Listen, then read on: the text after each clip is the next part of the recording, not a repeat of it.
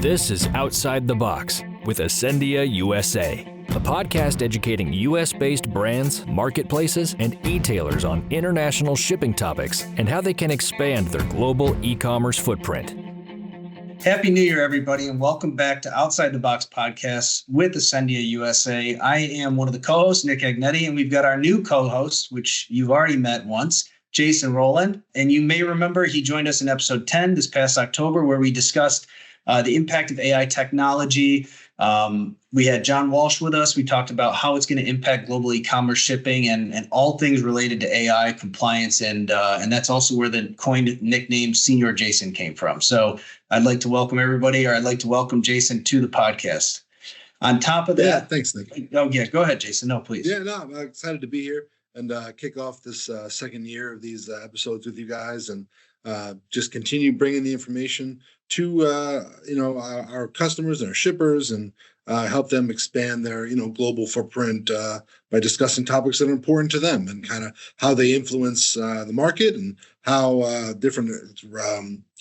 different products of ours are out there to help them in the marketplace and be a source of good information for them to keep them up on current compliance topics and different products that Asendia offers and how we can help them achieve their goals. So yeah, I'm excited to be here. Thanks a lot for having me.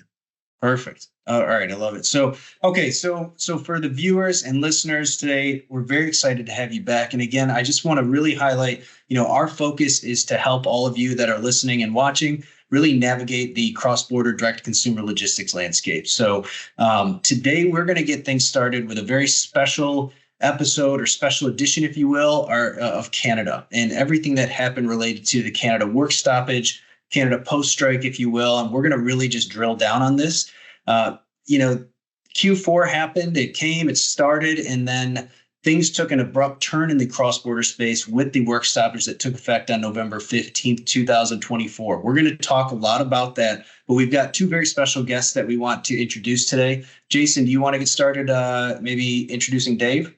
Sure. Yeah, like you mentioned, we have two great guests joining us today. We have Dave Mays, the CEO of Broadreach, which is also an Asendia company, who you may remember was one of the very first guests on the Outside the Box podcast back in February last year when we got off the ground. And then we also have with us today Tom Foley. Tom is the Vice President of Government Affairs and Client Retention with Asendia USA, and they're here with us today to discuss the events that led up to the breakdown with the CUPW, as well as the impact to the Canadian economy overall, and then discuss some alternative shipping options for Canadians and wherever the conversation takes us from there. So, yeah, really looking forward to it. I think it's going to be a great talk. Yeah, and thank you guys very much for joining. So why don't we start, Dave, if you can give a little, I know that you were on previously, as Jason mentioned, if you could give a little background to yourself again, just kind of refresher for everybody, that'd be very helpful. Sure. Good to be on again. Different circumstances, important topic.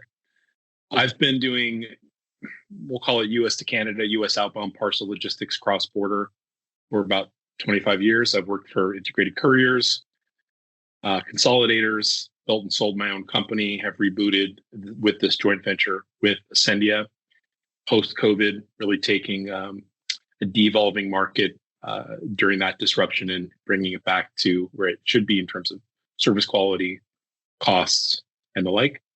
It's been a fantastic 2.5 years, 3 years here with Asendia, building out from a very good starting point with the infrastructure and the global network that Asendia has.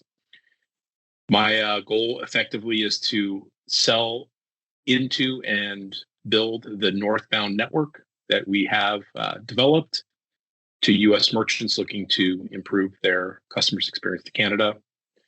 And again, I can go into as much detail as you want during the podcast, but we're building and we're growing. We have 7 facilities in Canada, 2 in the States to complement the 5 or 6 that Asendia has, middle mile trucking network, and we're moving millions and millions of parcels a year. Perfect. Sounds like there's going to be a lot to talk about there. Okay. Tom Foley, Tomahawk. Can you give us a little background, please? Well, on the nickname Tomahawk, that was when we were playing golf and I hit the ball straight into the woods. So somebody said, "Hey, Tomahawk," and it's stuck. So, I love it. but hi everybody, my name is Tom Foley. I really appreciate you inviting me onto it, and also this is the first one of the year. It's a great thing. I think it's a good topic, a very good topic, considering what we just went through, and still kind of going through. We'll chat about that later. But my role with Asendia, I've been here for about 11 years with Glogistics/Asendia. Prior to that, I was with the federal government and the U.S. Postal Service for 30 years, 32 actually. And we're about the last 12 of it is where I worked at USPS headquarters in Washington, D.C., where I managed all their products and their sales teams. So very, very active in the international space. For Asendia, I manage postal relations and government relations, but I also manage a team of 7 account managers that manage some very large accounts for us. And I also manage some very large accounts myself personally. So in addition to that, I'm also the chairman of IMAG, which is the International Mailers Advisory Group. Many of you listening may have heard about IMAG. We've been around since 1997. I've been the chairman for the last 10 years.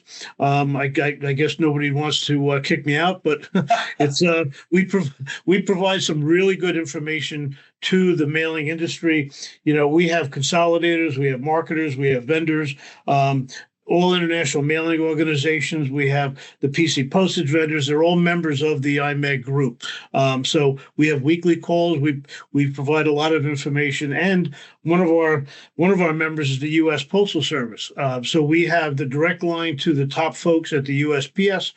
Plus, of course, with contacts. So it's a good organization, and it's a great way to get information ourselves and then get it out to the community. So that's kind of what my role is here. So just that, Tom, huh? Just that little bit there.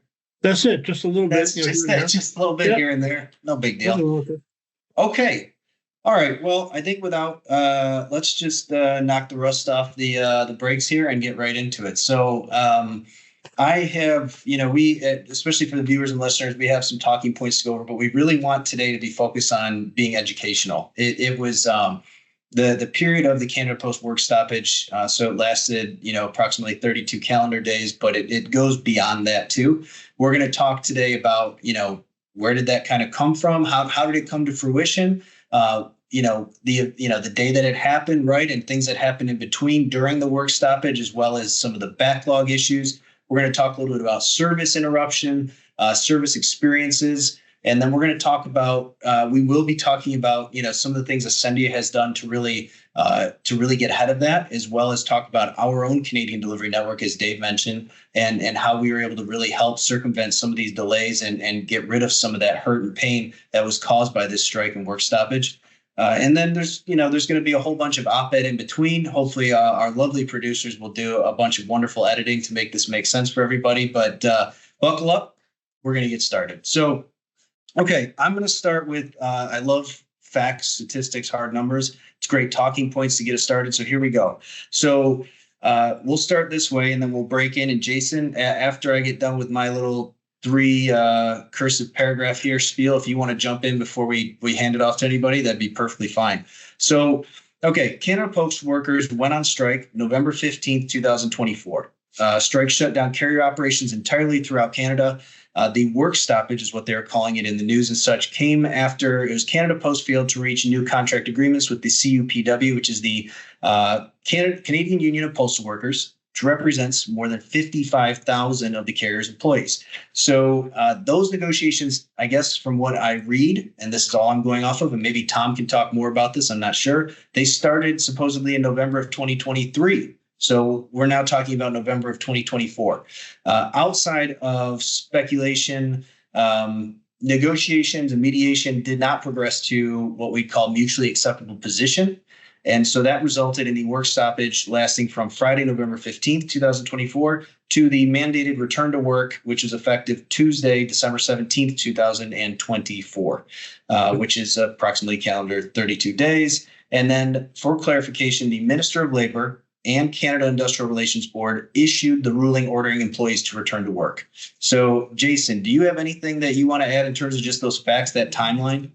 No, just I think it's a really important detail for people to understand is that this is not over. We haven't seen the end of this yet. This is like they We're call starting with timeout the in the bad middle news, of this, Jason. We're right? going right to bad news right here. Right to it, right? Okay. Yeah, this is a timeout, right? This is a get everyone back into work. Let's get the peak period, which is the most important time for a lot of retailers. Let's get this stuff moving, and then, after a certain amount of time, we'll come back to the table and start these negotiations up again and maybe come to a long-term deal. But this is not something that we've seen the end of yet. And I do, that's why I believe it's so important for us to talk about it now, because there are things that we are able to do to help people get through that if it were to happen again, that maybe they didn't know about the first time, but they can take advantage of now. And there are definitely more to come on this, and that's why we're so blessed on our side to have Dave and Tom here to help guide us through what surely will be another round of hurt on e-retailers if they haven't figured this stuff out the first time. I'm with you. Yeah. Yeah. Go ahead, Let's Tom. hope they do. Let's hope they do. I mean, they talked about this for, like you said, over a year.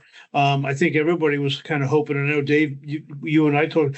I really thought that they were going to have some kind of sporadic strikes and rolling work action like they did the last time. I don't remember what year it was. Dave, you might remember what year that was. But we assumed, and I think, okay, 18, right? Yeah. And I think everybody kind of assumed that was what was going to happen.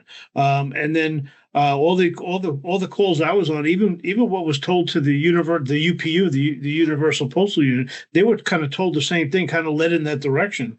And then boom, it just went nationwide, and it was horrible. I mean, it was really tough. So Canada is the second largest country by land mass and the second, I guess, least densely populated country. I think it's Russia on land mass, and I think it's Australia by density, population density. So we're talking about a lot of area, not a great time of year to go on strike. People, businesses, small, medium, and large, depend on the Postal Service to cover some very difficult terrain and geographies, some really important functions in the Canadian economy. And I pretty much fell off my chair when they actually went on strike. I would have lost a lot of money if I were betting that this would not have happened this way. As Tom said, a rolling strike, a variety of other ways to have semi-work stoppage without complete work stoppage.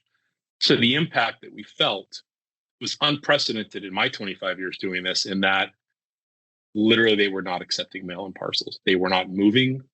They were not obviously transporting or processing.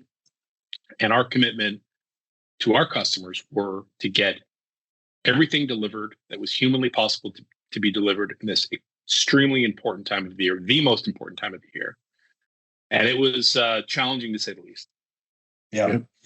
Now, you were talking about impact. So one of I've said it a bunch of times. I'm going to continue to say it on episodes. We have talking points, right? That's how but we keep things conversational. So one of the primary talking points we want to talk about today is just impact, right? So impact we are, as a US based entity, right? We have facilities, of course, like Dave mentioned, in Canada too, but we're talking from our perspective and from hopefully and most likely your perspective as a shipper or brand or somebody that's in the United States that's shipping goods outside of the United States. How did the Canada Post work stoppage impact you, right? Or the viewer, listener. So let's talk about impact. And again, I love sharing some numbers. So according to the Canadian Federation of Independent Business, the daily cost of the strike on small and medium businesses sat at approximately $100 million per day.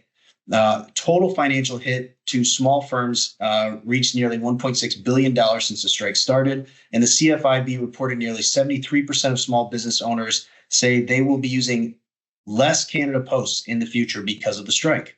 I understand. And just for clarification for viewers and listeners too, we're talking November 15th hits, zero mail, zero parcels are being processed or delivered during the active strike. So as Dave mentioned, we're talking, one of the things I wrote down here, actually, and I have a whole bunch of things I wrote down here, but in terms of backlog, and we'll get to backlog as almost a separate issue here, but just as soon as they released and started processing, I think it was December 19th, what I mentioned, approximately 215,000 printed passports, 215,000 printed passports started getting released to then be delivered to Canadians. So, I mean, that's just one small area of impact considering different things that people depend on the mail and post for on a daily basis. Jason, what are your thoughts on that? Yeah, I think if you start going down the list of ways that the impact of this, affected people, and it could be anything, right? It could be, public assistance checks. It could be, paychecks. It could be anything. The number of things that people rely on mail service to do for their daily lives is probably in the thousands. So yeah, I think there's no shortage of ways that we could talk about how people were impacted by this and how they stand to be impacted, again in the future. Okay. And so with that, Tom, if we talk a little bit, if we can shift a little bit to service, right? So we're looking at through our DDU or in Asendia's world, our ePack Plus product. Okay. If we look at that and what we were doing when it came to lightweight parcel shipping to Canada, those weren't moving at all, right? Yeah. That's correct. Right, that's correct. And Yeah. I also wanted to add to what Jason was saying first, is that we also work with a lot of government institutions like Social Security and some of these other government agencies that are required by law to have certain mail pieces delivered by a certain date outside of the U.S. So we were working very closely with them to try to figure out how to do this. And a lot of them got stuck. They had to get waivers and all this other, because it affected government mailings. It affected a lot of mailings that were done. Obviously, the holiday shipping, but there's a lot of expatriates up in Canada. Obviously, that just affected across the board. I mean, we could just go on forever. But yeah, Nick. So when Canada Post struck. Back on the 29th, on the 15th of November, the USPS didn't suspend for another few weeks. So the USPS was still kind of accepting that mail, but they couldn't get it out of their buildings. They asked us not to accept it. So we kind of did that. But at the same point, we didn't want to, have put any kind of a bind on our customers. Obviously, we wanted our customers to continue to fulfill the orders. Nobody knew when we were going to actually be able to bring that mail back up to Canada. So we opted to hold it, and we did a very good job. We processed it, we scanned it, we let our clients know, okay, we got it, it's safe. But the USPS was not sending anything up to Canada until until January. So yeah. You're right. Nothing moved. You're right, Nick. Nothing moved. So a number that I read, I've read a slightly varying number, but I've read that in the backlog of just the parcels, not mail, parcels in Canada, that once the strike ended was somewhere around 10 million pieces. Is that? Well, yeah. And I can tell you, just from the USPS, just their trailers that were sent up there during this strike, because the Canada Post still allowed the USPS to send trailers of stuff that they already had. It's okay. Sporadically, especially from JFK. So they had 53 trailers on hold, just of what the USPS said, but then it blossomed very quickly to over 90 trailer loads of mail just sitting in a secure spot somewhere, and nothing was being processed anywhere. So that's when the USPS said, okay, wait a minute, we have to kind of suspend acceptance ourselves and let Canada Post clear what they got, which took up until like a couple of days ago, and it's still not completely cleared out right now. So, yeah. Yep. And how did that, Dave? Okay, so I'm thinking about pivot real quick. So we talked about so ePack Plus is shut down, right? So there's ePack Plus to Canada, just specifically for everybody listening. That's what we're focused on here. So what about the impact to our DDP network, our Canada Direct Access network? What did that look like? It was compounding, because our commitment to related parties, our parent company, merchants in the U.S. was to get everything delivered, even if via an alternative delivery network. So we range somewhere between 15 and 25% of our deliveries go via Postal, Canada Post. During the strike period, 2% were held. 2% were Canada Post delivery only points. Maybe it's a PO box or a community box or a extremely rural point that is only handled by Canada Post up north, etc. Okay. So 2 weeks prior to the possible strike period, we began alternatively routing all the direct entry product from the States into alt delivery networks, except for the 2%. We were working with Asendia to do similarly for some of the USPS only shippers, anticipating this could go to strike. So then when it actually did, we moved all that over. So we had a buildup of Canada Post parcels in the warehouses, building slowly over the 32 days or whatever the period was. And then we had all of the parcels that we had to deliver via alt methods, generally set up to do that. But those carriers were feeling the impact of additional volume, especially after the strike. We were doing this 2 weeks in advance. So we felt it with our current vendor partners, with our current northbound trucking network, because again, we were moving USPS stuff into the direct network. And then our facilities and staff were having to deal with building parcels that weren't able to be delivered. And it was touch and go there for a while. You know, does a merchant want to return them to the States? Does a merchant want to find some alt delivery address, a retail shop to meet the parcel there and get delivery for the recipient? And we can't take each individual parcel and understand the economics and the urgency. So it was very, very tough. I can't understate how that 32 days, really 32 plus the 2 weeks prior, plus all the planning, impacted our business. It was significant. I got to say though, just sales perspective, and I'm sure Tom could echo, and I mean Dave, in the heart of things, you're in sales yourself, right? Is that I'm so thankful that we have the network that you built, right? That we had that to lean on, because for the customers, that no matter how many times, you can lead a horse to water, can't make them drink, right? But how many times you prep people for, hey, this is very real. This is a real possibility. I think we should really look at transitioning some of this volume. The ones that did take advantage of that, we're so thankful that they did, because they were able to keep things moving and keep things moving very well. I mean, very well in terms of hardly a blip in transit difference than what they were experiencing, let's say 2 months prior, when this wasn't even a topic of discussion. Thank you, everybody, for listening and watching episode 1 of our Canada Special Edition. Join us for part 2 coming soon. Share, subscribe, and download our podcast. To learn more about today's topic or for a free consultation, email us at ecommerce.usa@asendia.com. Come back for more insightful discussions on e-commerce shipping to Canada, Mexico, and worldwide.